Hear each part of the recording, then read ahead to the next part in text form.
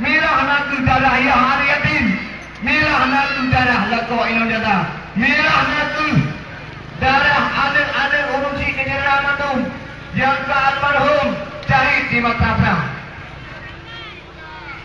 Syahid ya hari yatim umi dan ayah. Kon Syahid baca cunggu kau. Syahid ya hari yatim umi dan ayah. Kon Syahid baca China kau. Syahid anak yang hari yatim umi dan ayah. Demi keperjuangan bangsa Aceh, Ban Pigau Aceh yang di bumi Aceh. Dan selanjutnya umi dan ayah yang berkaitannya umi dan ayah sisi dan yang kahanale yang kedua kepada Allah Subhanahu Wa Taala urangnya yang nak ditinggai yang buntat ngaku secara nyata katakanlah dengan dua mata di hadapan saya bersama yang buntat ditinggai geden korban nyawa, korban harta demi perjuangan, ditinggal inung, ditinggal anak demi perjuangan bangsa Aceh, bukan demi pribadi umi dan ayah. Cukup menghai nyawa manusia umi dan ayah dan baklau, seandainya nak baklau ulun pihak mati durau di pelugau. Tapi nyawa nak pihak mati durau di pelugau umi dan ayah. Tiap tiga orang mati sebab nyawa mana baklau.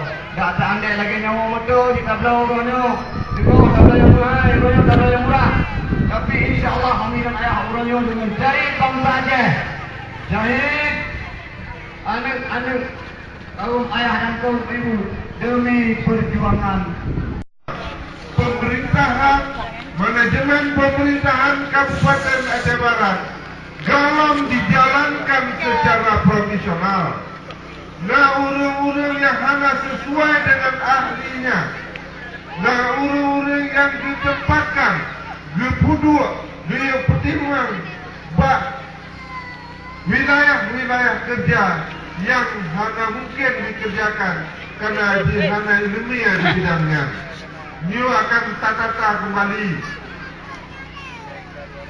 Kemudian penataan pemerintahannya juga kan hanya di tingkat kabupaten, kecamatan, bahkan ke kampung-kampung.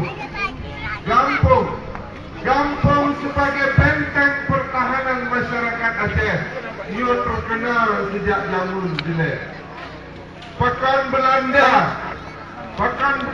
susah tak dibuka blokade atau dijajah Aceh pada masa dulu. Karena kampung di Aceh sangat strong. Kampung di Aceh sangat kokoh. Karena bagi kampung